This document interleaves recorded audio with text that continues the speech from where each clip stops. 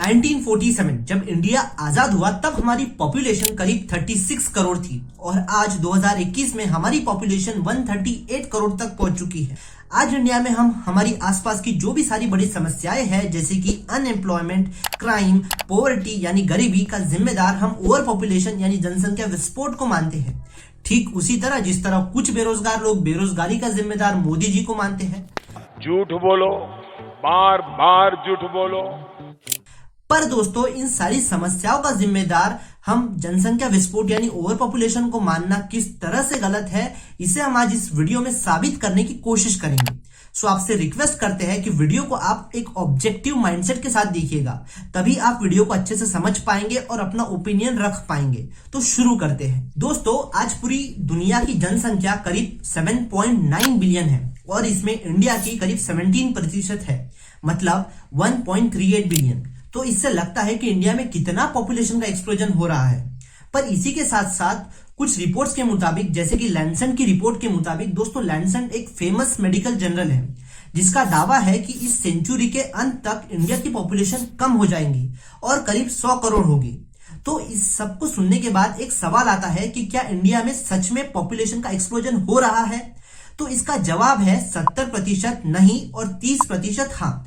अब आप बोलोगे कि भाई ये किस तरीके का उत्तर है, हाँ भी है और ना भी।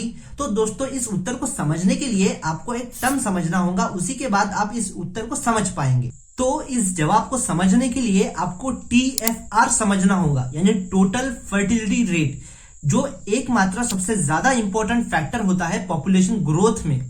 दोस्तों TFR यानी टोटल फर्टिलिटी रेट का मतलब होता है कि कितने एवरेज नंबर ऑफ बच्चों को एक महिला और एक पुरुष जन्म देते हैं। कई मेडिकल जर्नल्स के मुताबिक एक स्टेबल पॉपुलेशन ग्रोथ किसी भी कंट्री के अंदर होने के लिए ये जो TFR है यानी टोटल फर्टिलिटी रेट, ये 2.1 होना चाहिए।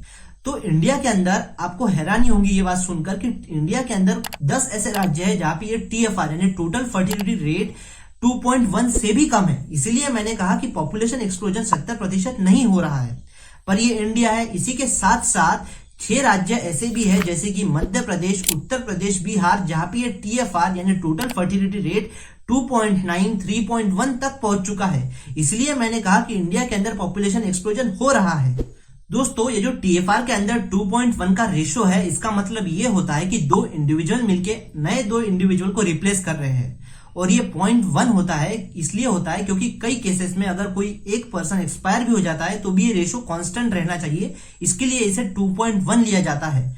कई कंट्रीज में और वर्ल्ड में स्टेबल पॉपुलेशन के लिए 2.1 TFR माना जाता है। तो जनाब इन सारी चीजों को देखने के बाद, समझने के बाद एक चीज का तो पता चल रहा है कि इंडिया में पॉपुलेशन का क्या स्टेटस है। पर इन सारी चीजों को देखने समझने के बाद कई लोगों का रिएक्शन, जो आप ये वीडियो देख रहे हो, ऐसा हो सकता है कि अरे कहना क्या चाहते हो? अबे जल्दी बोल, कल सुबह पनवेल निकलना है। तो अब तक अपन ने पॉपुलेशन ग्रोथ का जो फाउंडेशन है उसे समझ लिया कि TFR क्या होता है, जो पॉपुलेशन ग्रोथ को मेजर करने वाला सबसे इंपॉर्टेंट फैक्टर है। पर इस वीडियो का मेन मुद्दा ये था दोस्तों कि क्या पॉपुलेशन ग्रोथ को हमें रोक देना चाहिए या हमें स्टेबल पॉपुलेशन ग्रोथ के ऊपर ज्यादा फोकस करना चाहिए। तो इसे समझते हैं। बात जब पॉपुलेशन ग्रोथ की होती है तो इसके ऊपर जो मेजर 2 पॉइंट ऑफ व्यू नजर आते हैं, पेसिमिस्ट पॉइंट ऑफ व्यू और ऑप्टिमिस्ट पॉइंट ऑफ व्यू। आपको डरने की बिल्कुल भी जरूरत नहीं है। अगर आपको ये पेसिमिस्ट और ऑप्टिमिस्ट पॉइंट ऑफ व्यू नहीं पता, अपन आसान भाषा में आपको समझाने की कोशिश करेंगे। सो पेसिमिस्ट पॉइंट ऑफ व्यू ऐसा है कि जो पर्सन हमेशा एक्सपेक्ट करता है कि आउटकम पुअर होंगे। तो इसके ऊपर थॉमस माल्थस का पॉइंट ऑफ व्यू, जो पेसिमिस्ट पॉइंट ऑफ व्यू था, वो ये था कि पॉपुलेशन ग्रोथ एक पॉइंट के बाद अगर बढ़ने लगी तो फूड की शॉर्टेज हो जाएंगी।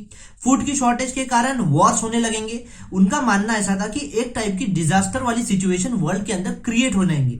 और इसी के साथ साथ एक ऑप्टिमिस्टिक पॉइंट ऑफ व्यू था।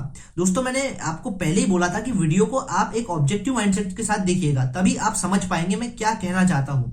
तो ऑप्टिमिस्टिक पॉइंट ऑफ व्यू कुछ ऐसा था कि पॉपुलेशन ग्रोथ अगर बढ़ भी गई तो हम यहाँ पे अलग अलग तरीके से टेक्नोलॉजी की मदद से हम पॉपुलेशन ग्रोथ को टैकल कर सकते हैं। मैं यहाँ पे क्लाइमेट चेंज और वाटर शॉर्टेज वाली प्रॉब्लम्स को नहीं डिस्कस कर रहा हूं, मैं वो आगे करूंगा।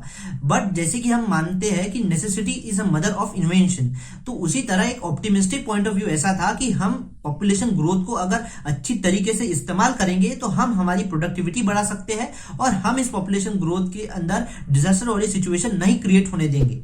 आप यहाँ डेटा में देख सकते हो जहाँ पे ग्रोथ ऑफ पॉपुलेशन है वर्ल्ड के कुछ देशों की। दोस्तों जो पेसिमिस्ट व्यू पॉइंट था, मैंने वहां पे बोला था कि किस तरीके से पॉपुलेशन के बढ़ने से जो खतरा बताया गया था थॉमस माल्थस के द्वारा वो किस तरीके से गलत है, यहाँ पे आप इस डेटा में देख सकते हैं। जहाँ पे कुछ देशों के पॉपुलेशन बढ़ने के बावजूद वहां पे जीडीपी उस पर्टिकुलर ईयर में बढ़ी है और जीडीपी पर कैपिटा भी बढ़ा है। तो यहाँ पे आप डेटा से देख सकते हो कि पॉपुलेशन के बढ़ने से भी हम अगर प्रोडक्टिविटी पर ज्यादा फोकस करते हैं तो जीडीपी और जीडीपी पर कैपिटा बढ़ाया जा सकता है।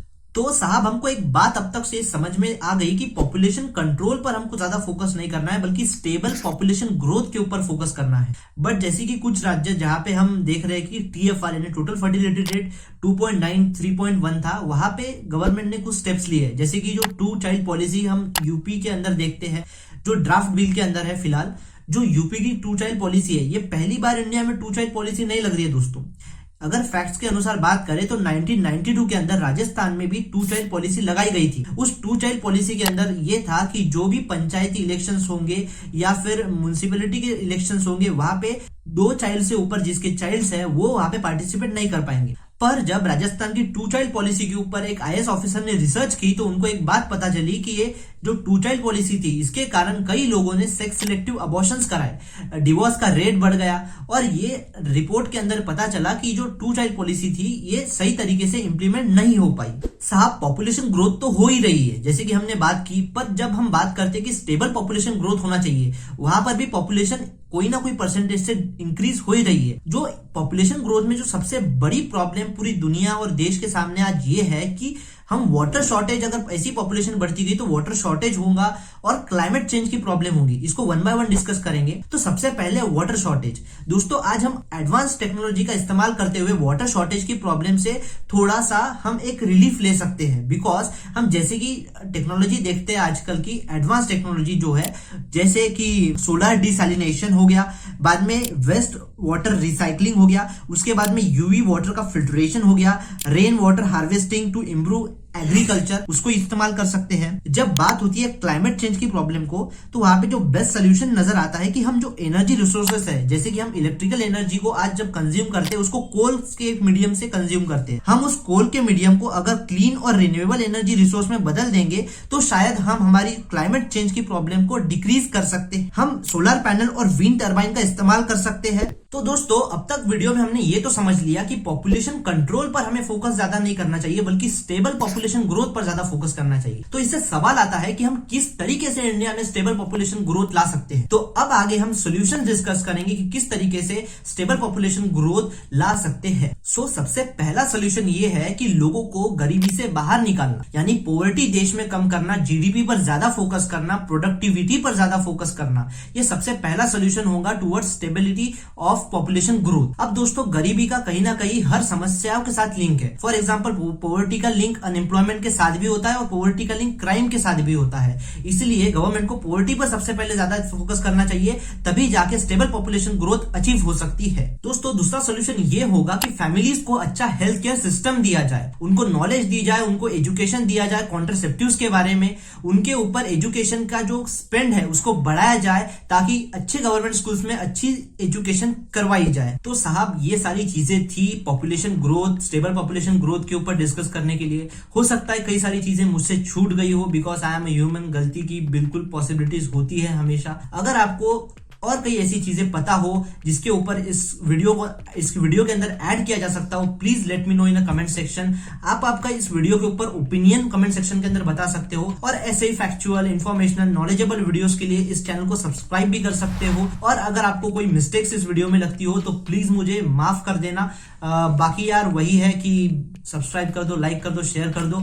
और हाँ, अगर आपको है कि यार इस वीडियो के ऊपर कोई फीडबैक भी देना है तो प्लीज वो भी आप कमेंट सेक्शन में दे सकते हो या इंस्टाग्राम पे पर्सनली डीएम कर सकते हो। So thank you for watching this video. Bye bye and Jai Hind.